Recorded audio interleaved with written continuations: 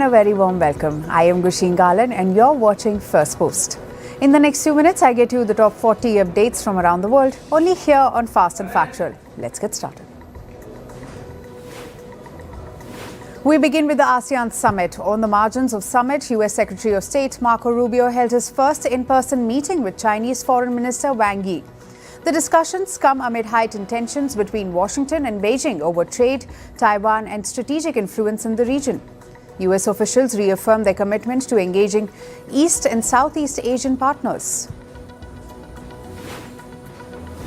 Meanwhile, Marco Rubio also met Russian Foreign Minister Sergei Lavrov. Both US and Russia held discussions on the ongoing war in Ukraine and described them as frank.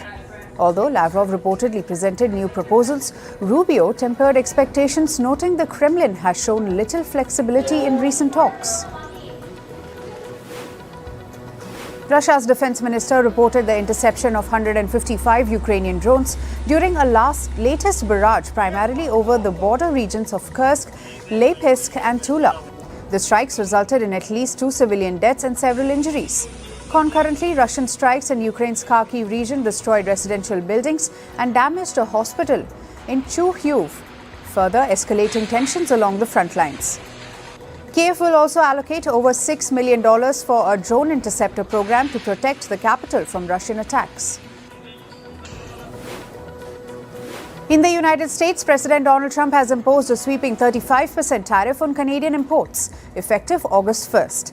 Framing the move as part of efforts to combat the fentanyl crisis and retaliate against Canadian trade barriers, Trump issued a stern warning to Ottawa against any reciprocal measures, threatening additional tariffs proportional to any Canadian increase. The decision has sparked immediate concerns about a potential escalation in North American trade tensions.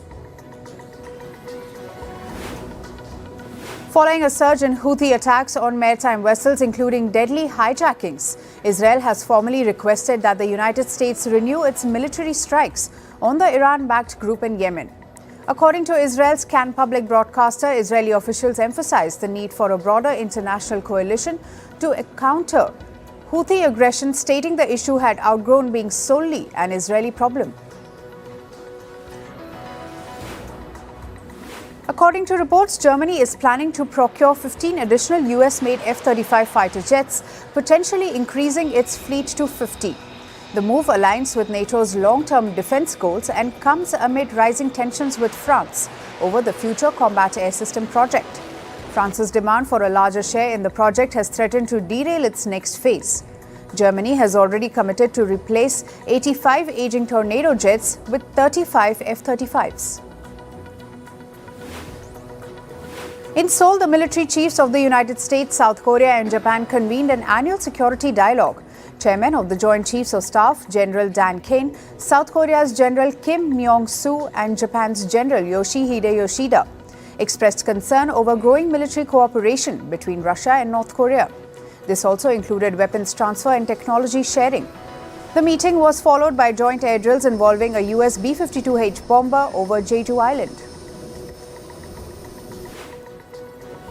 A French maritime intelligence firm has reported the presence of a Chinese research vessel operating near Indian waters in the Bay of Bengal, with its automatic identification system switched off.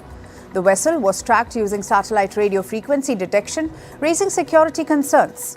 The report revealed that nearly 10% of ships surveyed in the region were operating without an active AIS signal. 2 American citizens stranded aboard a distressed US-flagged sailing vessel Sea Angel were rescued by Indian Coast Guard approximately 53 nautical miles south of Nicobar Islands. The operation, conducted by Indian Coast Guard ship Rajveer, was initiated after a distress signal was relayed by the US consulate in Chennai. Despite rough sea conditions, the Coast Guard successfully completed the mission and confirmed the safety of both individuals. According to Nigeria's Foreign Minister Yusuf Tugar, America is pressuring African nations to accept Venezuelan deportees. However, Nigeria isn't in a position to accommodate them due to their own woes. Some of the deportees are straight out of prison. The White House is yet to comment on this. On to climate news now. In India, heavy rain lashed parts of New Delhi, slowing down traffic in several parts of National Capital Region. The Meteorological Department has issued a heavy rainfall alert for Delhi as well as for the states of Rajasthan and Madhya Pradesh. In Haryana, several districts were placed under an orange alert. And in the northern state of Himachal Pradesh, the death toll from rain-related incidents has risen to 91. Torrential monsoon rains flooded Lahore's streets on Thursday. At least 5 people died and over 40 were injured in the city. The heaviest downpour this season left roads and markets submerged. According to officials, fresh rainfall is expected across Pakistan from July 13 to 17th. Meanwhile, alerts have been issued for floods and landslides in northern Pakistan. In China, deadly floods swept through southwestern province on Thursday. Over 25 rivers swelled past danger levels after heavy rains. 2 people have died as torrential rain struck parts of southwestern China, where floods have forced the evacuation of at least 10,000 people since Wednesday.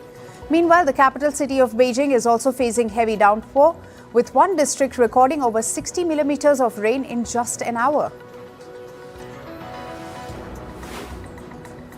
In Japan, Tokyo remains under cloudy skies with temperatures hovering near 24 degrees Celsius, but comes less than 24 hours after the city was slammed by torrential downpour and lightning.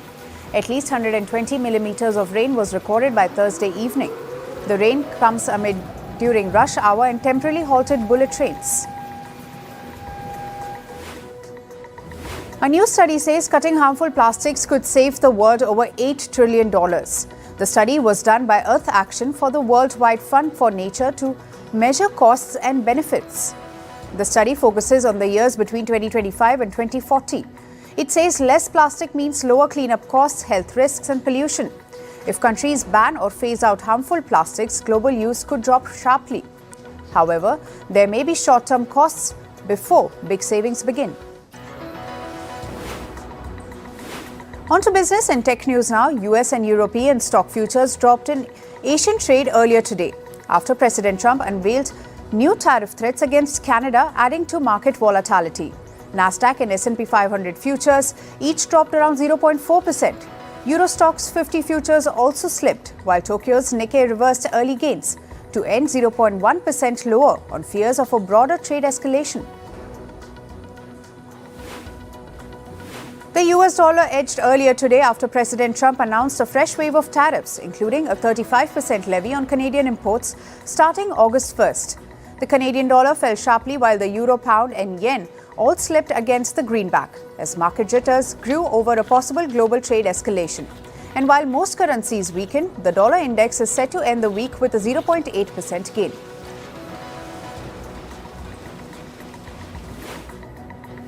The White House launched a new attack on Federal Reserve Chair Jerome Powell, criticizing him for fiscal mismanagement and a costly headquarter renovation, now estimated to exceed $2.5 billion, with luxury features claimed.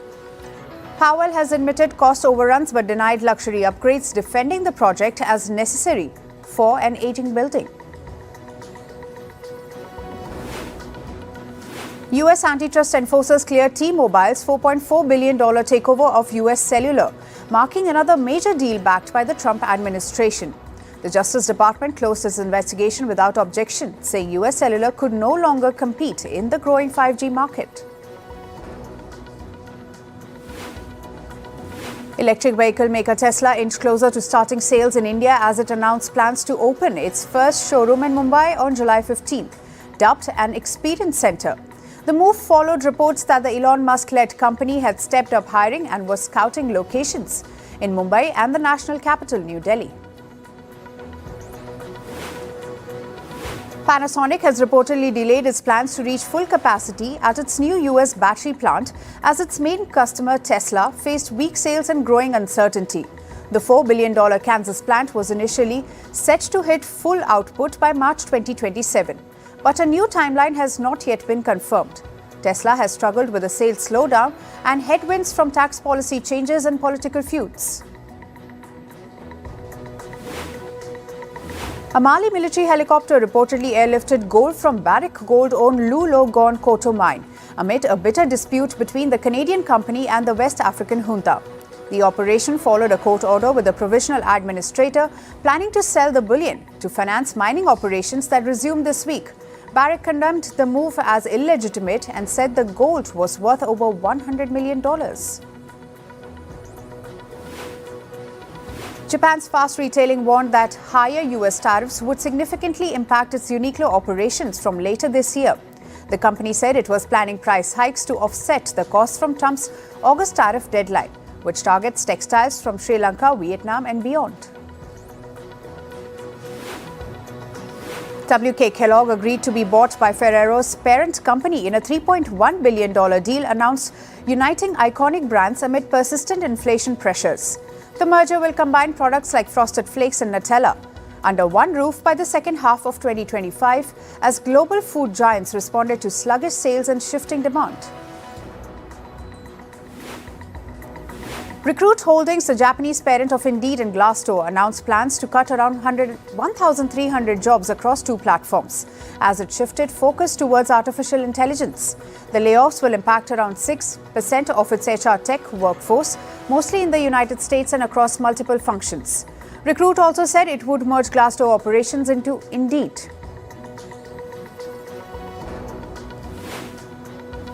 Moving to sports, we begin with tennis and the latest from Wimbledon. Women's world number 13 Amanda Anisimova stunned world number 1 Aryna Sabalenka in the semi-finals.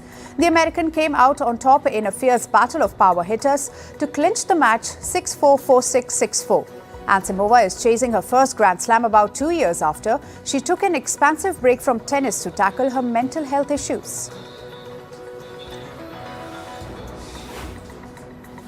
And women's world number 4 Iga Swiatek beat Tokyo Olympics champion Belinda Bencic in straight sets in the semi-finals. The five-time Grand Slam champion dominated from the start and wrapped up victory in just 71 minutes. Swiatek will face Amanda Anisimova in the finals.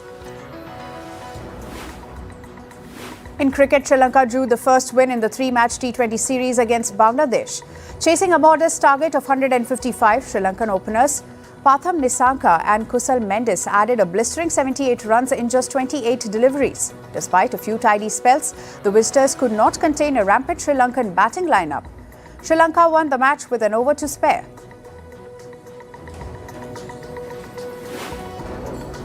Meanwhile, England scored 251 runs for the loss of 4 wickets at the end of the first day of their third test against India. Batting first at the Lords, Joe Root was 99 not out, with Ben Stokes also on the crease.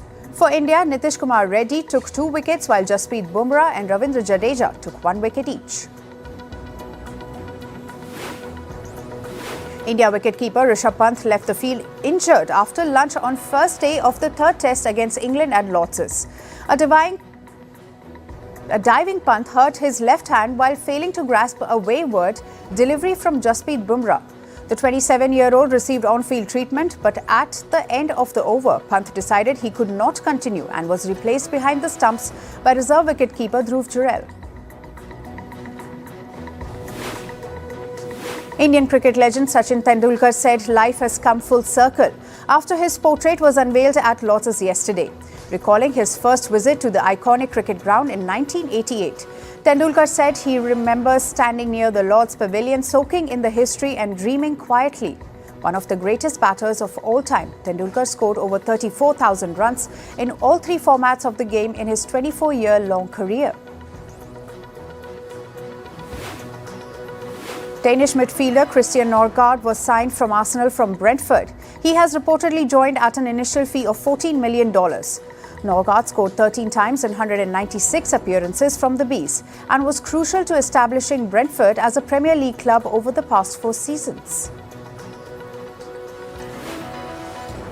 Meanwhile, reports say Tottenham Hotspur will sign Nottingham Forest's Morgan Gibbs-White. The potential sign would trigger a whopping $82 million release clause as Spurs ramp up their activity in the transfer market. Ireland's Ben Healy won Stage 6 of the Tour de France in Normandy as he reclaimed the overall leader's yellow jersey by just 1 second. American champion Quinn Simmons came second and Michael Storer put Team Tudor on the podium for the first time in third. An Indian tennis player, Radhika Yadav, allegedly shot dead by her father, Police in Gurugram in the National Capital Region said she succumbed to bullet injuries. The former state-level tennis player had opened a tennis academy to coach children. Police said her father wanted her to shut down the academy because people used to taunt him for supposedly living off his daughter's earnings. And finally, in entertainment news, a South Korean court has sentenced Moon Tae-il, a former member of the K-pop group NCT, to 3.5 years in prison for sexual assault. The Seoul Central District Court found Tae-il and two accomplices guilty of assaulting and intoxicated women. In June last year, Tae-il was expelled from NCT in August 2023 following police interrogation related to the case.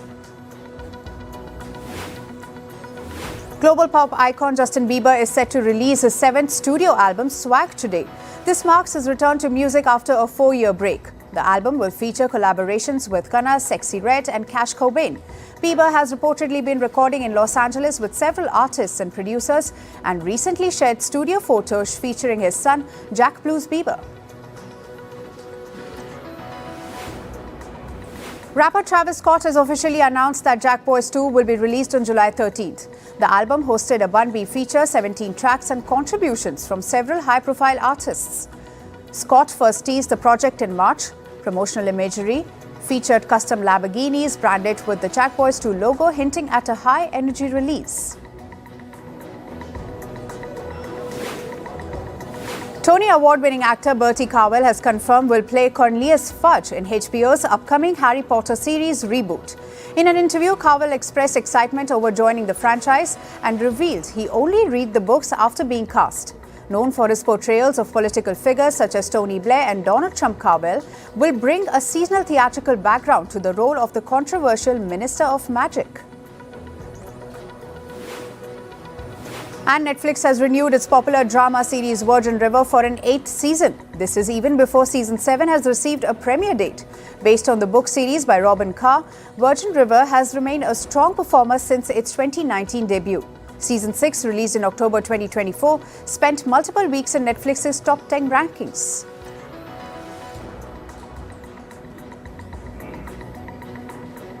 That's all for today. Thank you for joining us. I am Grisheen Galan and we'll see you right back here next week. Until then, stay informed and stay tuned to Firstpost.